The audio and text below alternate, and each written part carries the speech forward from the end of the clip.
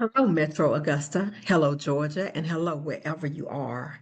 This is Janice Allen Jackson welcoming you to the July 16th edition of Local Matters, a show designed to make you a more confident voter and a more engaged citizen.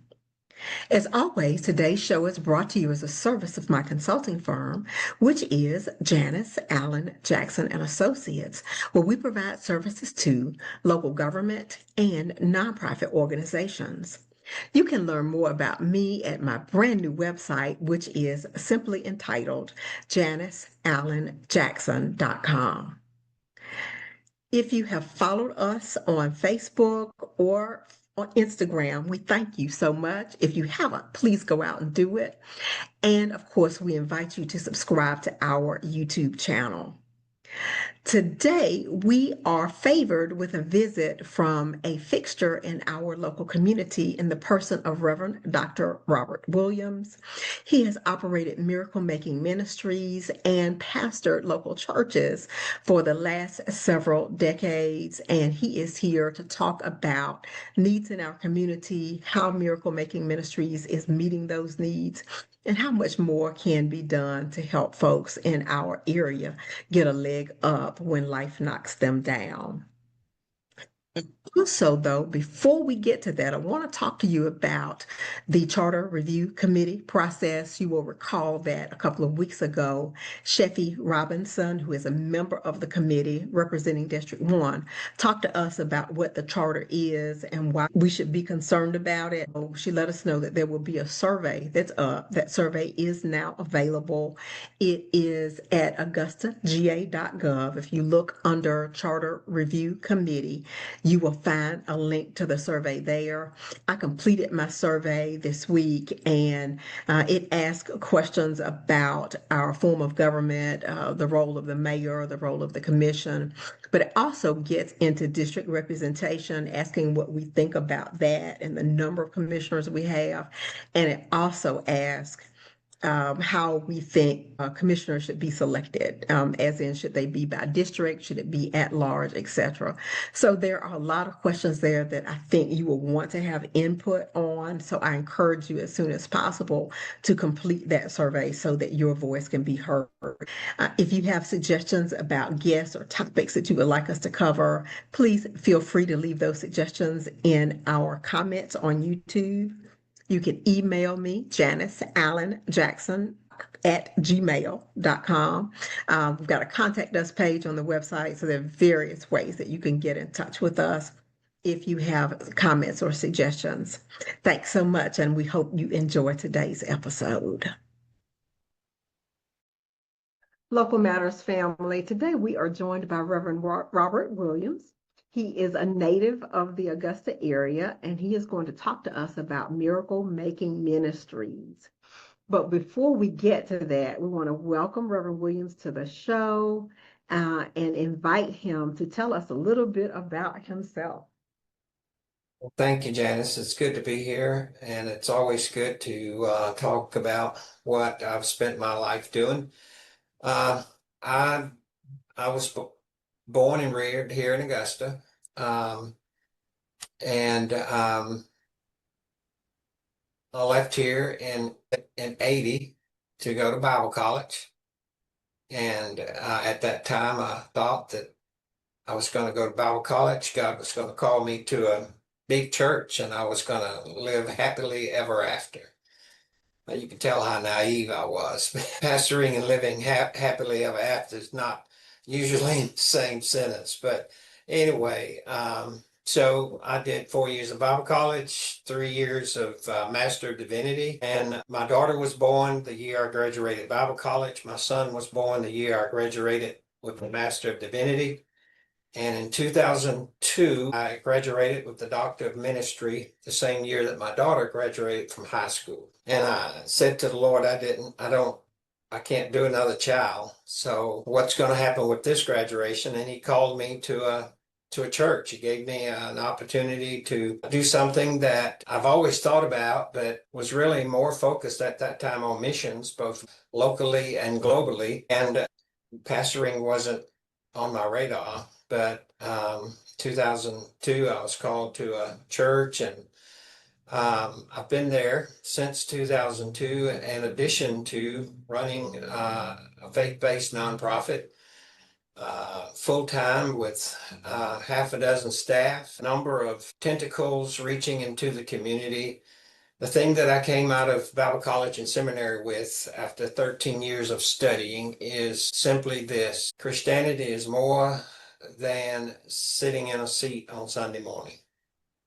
It's about being the church Sunday through Sunday, wherever we are, whatever we're doing, being the church. And so I've set out to create opportunities for people to be the church. And by that, I don't mean preaching on the street corner or walking around with a big family-sized Bible under their arms and quoting it all the time, or, big gold chain around the neck with a cross on it. I mean, simply meeting practical needs. That's what Jesus did. And through my 13 years of study, I came away thinking that the church needs to be more involved in meeting practical needs on the local as well as the global level.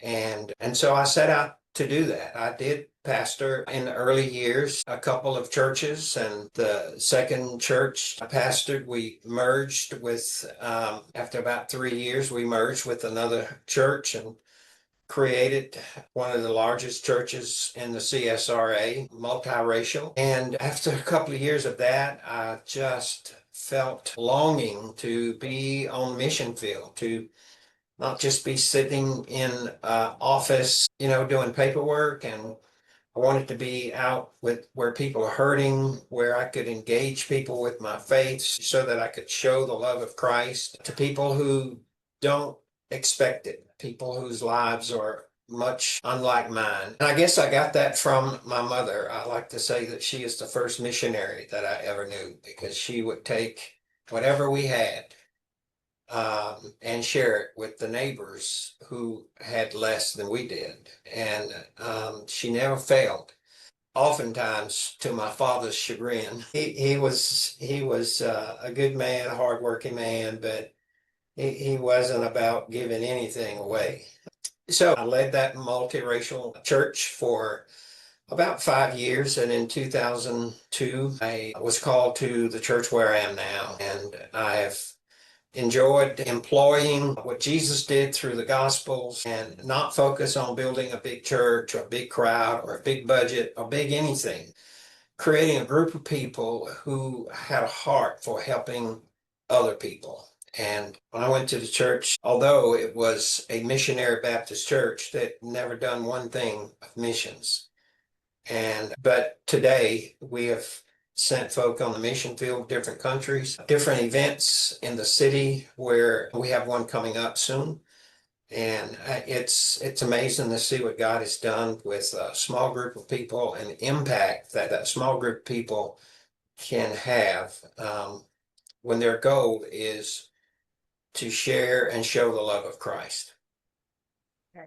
And please name the church for us. The Path Worship Center. Okay. It's at 4301 Wheeler Road. We had a property on Martin Luther King until 2008. We sold that property so that we could put more money into missions and into the needs of the people around us, as opposed to paying the banks a bunch of interest. And we were in unfortunately, a part of town where things were getting stolen. If it was just difficult to maintain, we're spending more money to maintain a building than we were putting into ministry. Thank you so much for that. You have said so many things I could follow up on, but we'll start with where you said that you had this dream of going into ministry and you were going to pastor a church and live happily ever after, and figured out that that is not quite the way it goes. And as you said that, I was thinking about all of these mega churches, because probably around the time that you started in ministry, but certainly now, mega churches have become all the rage. Celebrity pastors have become Yes. all the rage. And you seem to have taken a path that is completely different from what I might see if I hop on YouTube right now. How does that make you feel? I mean, do you just feel like everybody has their own space? And this is the Uh, space God gave you? I mean, what do you think about all that? Because all that too is remarkably different from what I thought of church was when I was a young child or a teenager. I mean, everything is just different in that landscape. And yeah. we're of similar age. So tell me, what do you think when you see all these Well, changes? I love it. I spent 5 years in a large church, close to 1,000 people. And the thing that bothered me the most is at the end of worship, and I go to the back door to greet the congregants, and it just broke my heart that I didn't know most of them. I knew their faces. I probably knew 50 people out of 900 intimately. And the other 850, asking me to pray for them and telling me about their families. I don't even know their names because it's too big to it's too big to know those names. And you know what mega churches do, they just hire more staff. But I wanted to be a pastor. I want to know you. I want to know your family. I want to know how to pray for you specifically. I want to be your friend. I want to be your shepherd. I don't want to be sitting on a podium, on a big chair looking down at everybody. I want to be in the crowd with everybody else. And um that's the glory of it. I've got people that I've walked through some of the most difficult times in their lives, and they know that I care about them. It's not because they put money in the offering plate. It's not because they do anything for me, but come and worship and get involved in what we're doing ministry wise. So initially, I thought, it was kind of crazy to step away from a large church and do something smaller, but I wanted to have impact. Now, I just didn't see the impact. If I may call most of that 900 just high maintenance people. Pray for my cat, pray for my dog. We going to a cruise for 15 days. Pray we have fun. I mean, and there are people dealing with cancer, people dealing with, death of close ones, kids growing up without parents because of death and other things. And I'm not interested in praying for your cat. It's to people. So in a smaller congregation, there's a dynamic that cannot be reproduced in a mega church. And I'm not talking about just a handful of people. When I was in seminary, the big push was church growth. And most of our textbooks came from a guy who was associated with John MacArthur out on the West Coast, and everything was church growth. You've got to get above. The matrix was if you plant a new church, you've got to get it to 150 people giving units um, within 3 years in order for it to be viable. And that's not true. I I believed it when I studied it, and I wondered, when we had a big mortgage and all these bills coming in, how in the world this handful of people are gonna, make the payroll, pay the bills, keep the lights on. It puts you it puts you in a position to be what you say you are, and a church is a faith-based organization. And so I'm not dependent on um, Mr. Moneybags coming in and dropping a big check. I'm dependent on God. And I've gotten accustomed to that, and I have seen God meet every need. I've seen him pay every bill.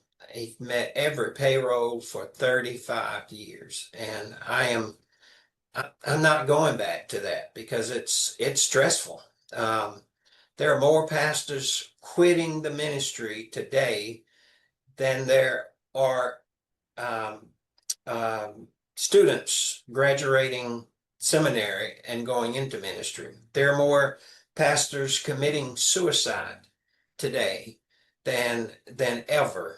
There are more pastors living with severe depression than ever before because of this idea that I got to be a big guy. I got to have a lot of people or I'm not successful. If you're where God wants you and you're meeting needs in the lives of people that God has sent to you, you're where He wants you, no matter the size. The mega churches, I do not feel like I am missed the boat or less significant or, my ministry has less impact. And I would wager that it has more. Our church led the state in giving to missions per capita for almost 15 years. And I just quit following the stats. I would imagine we're still in top 5 per capita mission giving congregations in the state of Georgia because of the way we spend our money, the way our folk want to spend the money. We're not looking for a fancy building or a fancy bus. I don't need a fancy robe or a golden goblet to sit on the podium. I would rather take that money and help the family we helped last week. They were 2 days from eviction. 2 days from eviction. And I'm not talking a couple of $100. I'm talking a few $1,000 they needed. And God led us to meet that need. And that family is in their home today. And that is more impactful to me than seeing a bunch of folks sitting in the sanctuary on Sunday morning that's going to forget what I said before they ever get out the room. Thank you for that. And on the other side, as a parishioner, a few years ago when I was living in Charlotte, North Carolina, my pastor used to say, I don't want anybody up in Mount Carmel that I do not know, to Mm-hmm. your point. And as a parishioner, I feel the same way. I want my pastor to know me by name. Yes. Yes. I grew up in a smaller church. I mean, we were lucky if we had 100 people when I was growing up at Hale Street Baptist Church, but we had family connection that still remains. Yeah. We have a little Facebook group. We don't use it as much as we used to, but we have a little Facebook group. We all contact each other on a regular basis. When there are celebrations and whatnot, Mm-hmm. if it's a funeral or if it's a family celebration, birthday, that sort of thing, we see each other and we look forward to reconnecting when we go to those types of events. And I just feel like that gets so lost when you're at a much bigger church. You don't have that Oh type yeah. Oh yeah. It's nowhere on the campus. You cannot build those kinds of relationships. The research shows that the average megachurch is a revolving door. As many people come in today, that many are leaving today. of. And it is similar to the crowds around Jesus. You remember there were times when, or at least one time when Jesus preached, he was talking about his upcoming crucifixion and talking about in John his body and his blood, and folk left. They said, this is gross. We don't want no part of this. Jesus turned to his disciples and said, will you also leave? It's a revolving door. I saw that in our 1,000-member church and our 900-member church, where we had 200 new members in a year. We lost about that many or more because some people go to church to get lost. They want to be lost. They don't want those connections. Yeah, I enjoyed those connections so much, and I feel so fortunate now that here it is, all of these years later, Yeah. and we're all still in touch with each other. Let's shift gears a little bit because I didn't even mean to get into that, but as you start talking about your approach to ministry, I couldn't help but ask the question. Let's talk about your other ministry, which is Miracle Making Ministries. Tell us how long you've been doing that and where did the idea come from? Well, so I was in my first pastorate, and a man that lived down the street from where you grew up, Ben Kale, he was my hero in a number of ways. I had a young family. I was working a full-time job because the church couldn't afford to pay me enough to take care of my family. So, and I was on fire for sharing the gospel and touching lives. Again, not so I could grow a church, but so people could come to Christ. And see the impact that he would have and change their lives, their quality of life, their living standards. And so I had a connection. I went to Bible college in Jacksonville, Florida, and I had a connection, a guy that was a student along with me that had moved to West Palm Beach, and he was pastoring a big church. And he had, if I'm not mistaken, it was 22,000 pounds of new clothes. Um, there were still, you know how shirts used to come in the plastic wrappers, and everything was still in the original packaging. Was nothing hand me down. It was a tractor trailer load of new clothes. And so I went to Ben and I said, I want to go get these clothes and figure out a way to give them out. And so we got Feed the Children to let us use an empty trailer that they were bringing back this way. I took some men down there with me. Ben didn't go on that trip, but he was behind it. And we went down there, we loaded that truck, followed the truck back up here, unloaded it. I mean, we had a building that was given to us. It was for sale, but we were allowed to use it. And it was about, I don't know, 1,800 square feet. That building was full of clothes from the floor to the ceiling. I mean, just little trails through there when we finished unloading that trailer. And so this Ben said to me, "What are we going to do with all those clothes?" And I said, "We're going to give them out." And he said, "Well, how are we going to do that?" I said, "Well, you got to pick up, and I got Saturdays off, so let's just load up your pickup and we'll go into Underwood Homes and Allen Homes and M.M. Scott." And that's what we started doing. And that gave rise to Miracle Making Ministries. Me and Ben and two other men sat around the table in his kitchen and formulated this idea of creating a ministry that would meet practical needs and at no cost to the people that we are serving.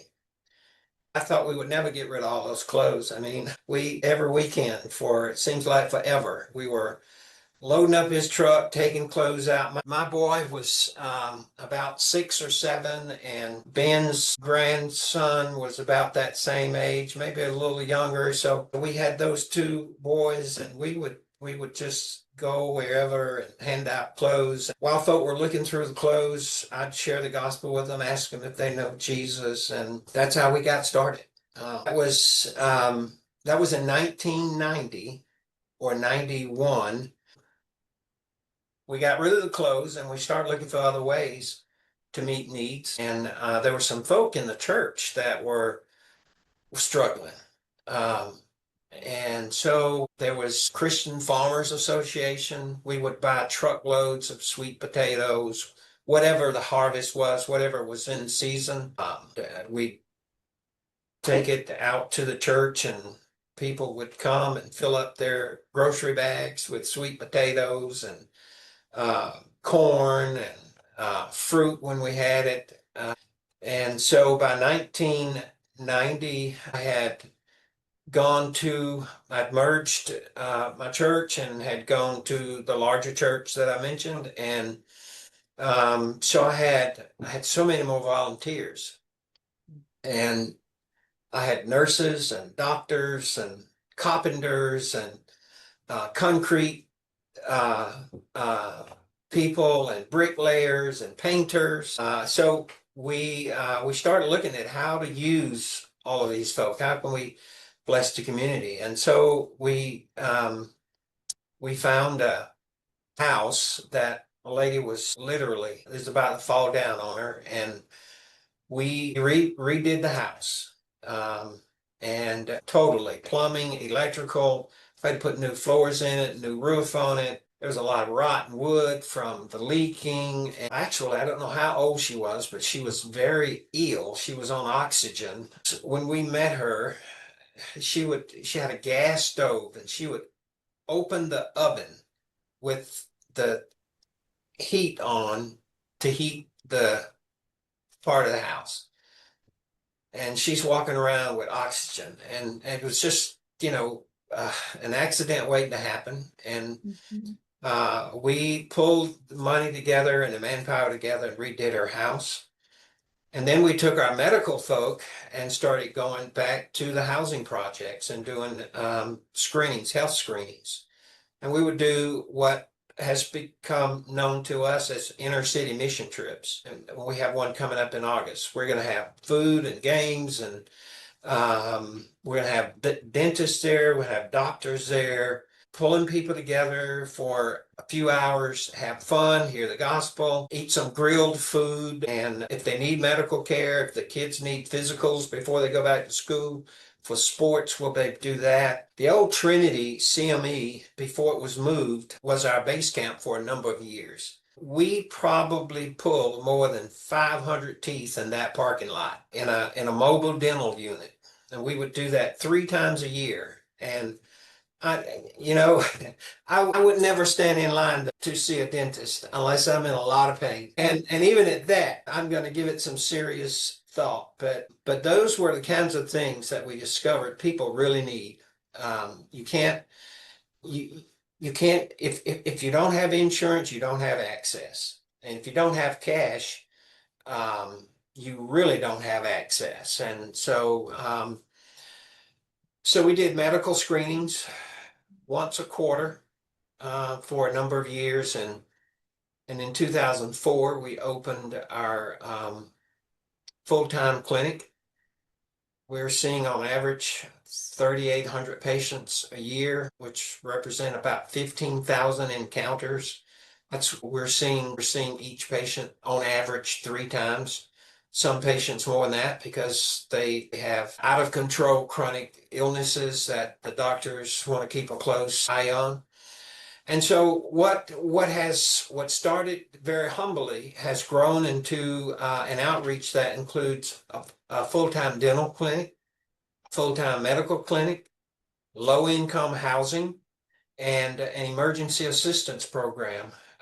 This year, we're on track to spend nearly $60,000 just paying uh, um, what we call emergency assistance, like the mortgage, helping this family get their mortgage caught up, and that's that's not normal.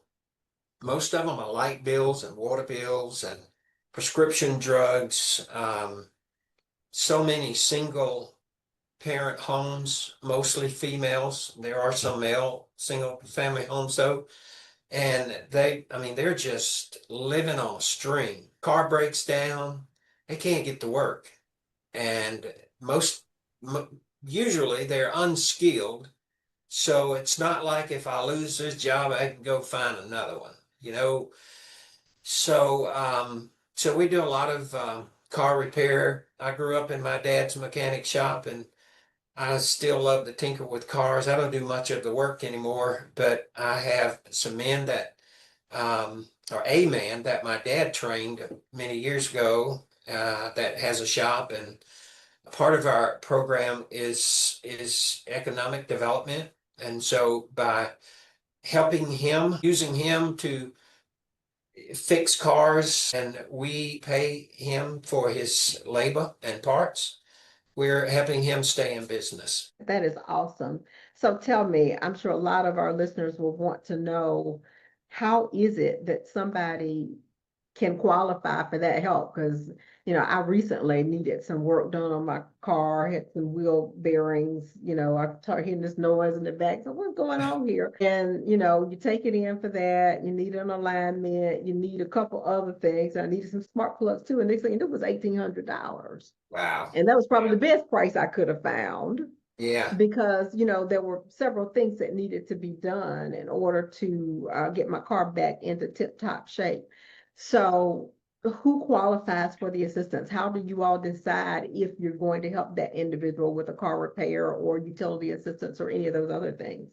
So we have a vetting process, and obviously, because we don't have unlimited pockets, and we try to help as many people as we can annually. So typically they contact us either on the web or they call the administrative office, and the message says pretty much, if you're looking for emergency assistance, send us a copy of the bill that you're requesting help with, and then we follow up. Either a caseworker within the administrative office or one of the clinics will follow up, ask some questions to fill out our application, income, what caused you to be where you are, you know. I hate to say it, but it's a fact of life. Some people live well by begging, just living off of others, and they don't need a street corner to do that on anymore. They can use telephone and sell you a sad story that make you want to empty your pockets to help them. But often they're causes behind the crises. We try to drill down on that because we want to help. We don't want to just be a bandage. We want to help. We want to help them get out of the crisis that they're in and move forward. Our goal is to help families keep their lights on, their water on, in the winter, their gas, and their other needs. But we then take that information and pray over it, have a strategic discussion about how many applications we have today or this week, and where are we on our funding. We have a monthly budget, and have we spent most of that, all of that? And sometimes we're not 10 days into the month, and we could have spent every dime that we had for the month, but we try to be strategic in helping those that our few dollars will do the most good. For instance, a lot of folk were out of work, and Georgia, during the Hurricane Helene, and Georgia Power they held all the bills in abeyance for a while, and then sometime around November, December, they started sending those bills, and we want to get paid. And well, not everybody, but probably 8 out of 10 applicants from December, January, February, and March had $1,500 to $2,000 light bills that they hadn't paid a dime on since October. And Georgia Power is saying, you've got X amount of days and we're going to disconnect or make arrangements. We have a connection with Georgia Power through their energy assistance portal, and we can help families make arrangements. And most of the time, we try to cover the past due amount. That's what gets you disconnected. It's not what you just used; it's what you used 30 days ago. That's what get a lot of families in trouble. And we often talk about if there was a way that we could get to the public that if your light bill comes in, or any bill comes in on the first of the month, and you don't have the money, start looking for help then. Don't wait until the second bill comes and you've got a disconnect notice.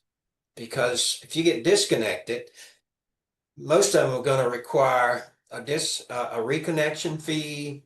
They might require a deposit that's equal to your highest month of energy usage. So, you take, like, as hot as it's been, and you run an air conditioner, you're going to have a $500-600 bill unless you're in a well insulated home, or your cooling system is very efficient. You're going to have a very high bill. And so you were behind on the first of the month, $400, but now you're behind $800, and they're going to tack on that reconnection fee. And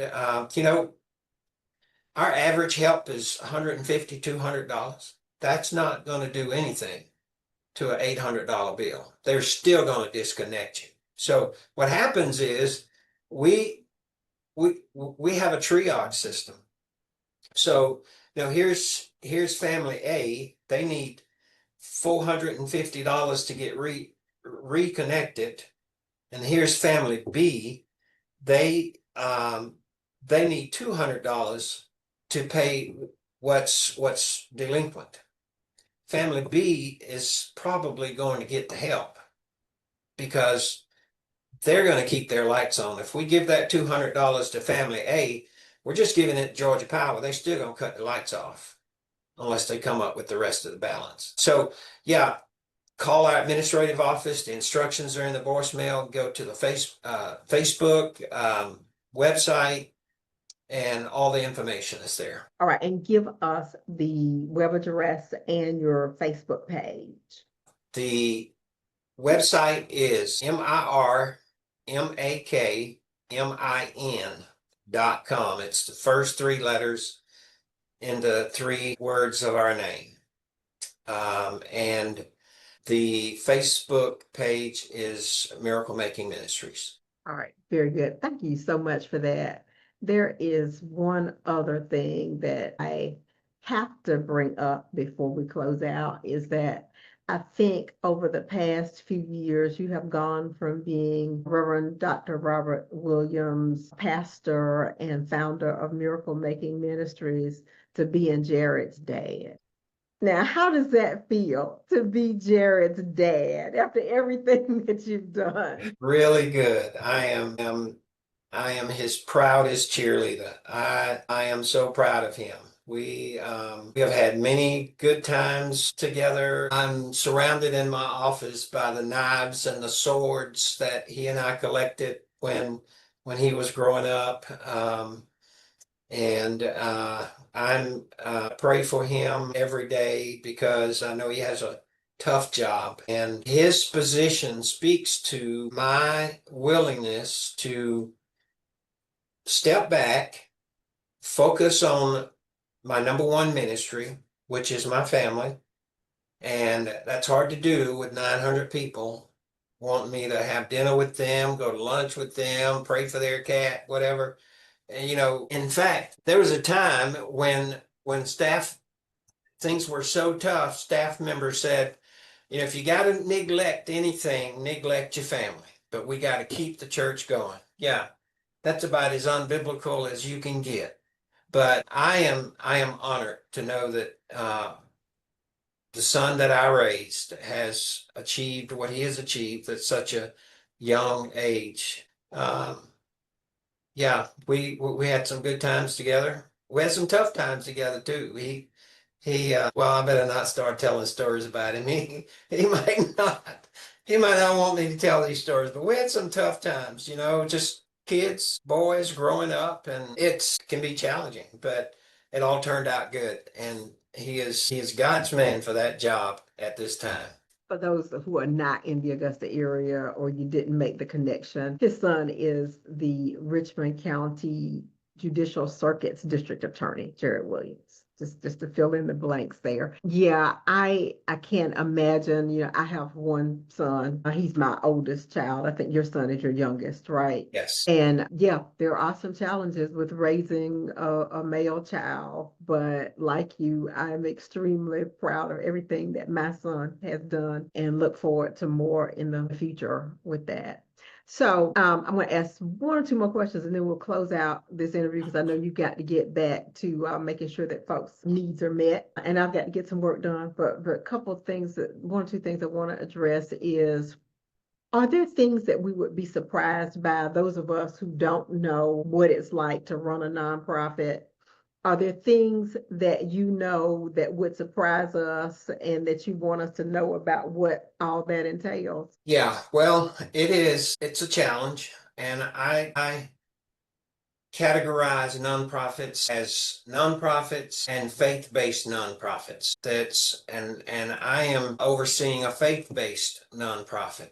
We have different channels, different streams of influence as well as resources. And there are some similarities, but in a faith-based nonprofit, the key for us is remembering that we are doing what we do because of our faith. And when we sit down with our board and beat out a budget for the year, that money's not in the bank. We don't exist on an endowment or stocks and bonds. We operate on the funds that God sends us on a daily basis. And That's the difference. Many nonprofits might have endowments. They have lucrative income streams. One of the largest hospitals here in Augusta is a nonprofit. They got a 12, $13 million profit every year.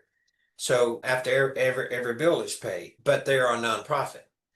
It's a little easier to run something like that than it is to run one where, I mean, it's dependent on God's people providing the resources, and that used to be stressful back in the early days. It's not so much anymore because I've just by experience I've learned that God's going to meet our needs. He is the reason we're doing it, and we're able to do everything we do without cost. We provided almost $2 million in medical care last year between the medical and dental clinics and didn't cost the patient anything. And because we're a nonprofit and a faith-based nonprofit, we can do it cheaper than a private physician or the emergency room.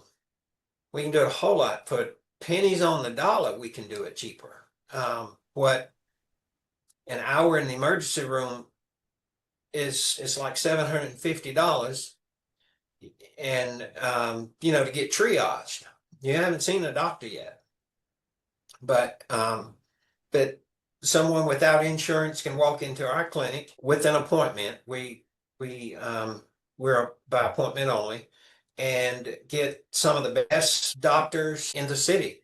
Being the home of the medical college, we have so many retired doctors around here that don't want to sit home and do nothing after they've retired, and they love doing what they do and not having to worry about paying staff and paying taxes and complying. We do all of that stuff. They're simply practicing medicine, and they love it.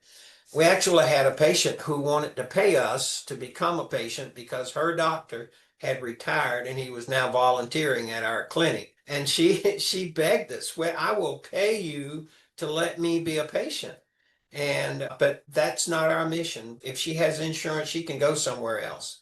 We're there for the people who can't go anywhere else. If you meet your mission, if you achieve your mission, whether you're faith-based or not, you'll find the resources because you'll have positive impact in the community.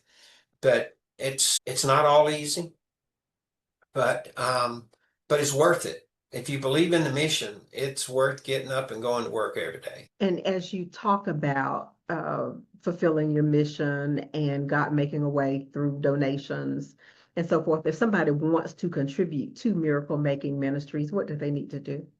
They can do that on the website. We have a contribution button on the website. They can drop us a check in the mail. They can do it also on Facebook. Yeah, just a number of ways to give. And Oh, it's not always cash. It can be stocks and bonds and real estate and automobiles, and we can turn those things into resources for us to continue doing what we're doing. all right. Thank you so much. As we prepare to close out, is there anything else that you wanted to share with our listeners that I didn't ask? Well, if there is, I love Augusta. As I started out saying, I was born and reared here.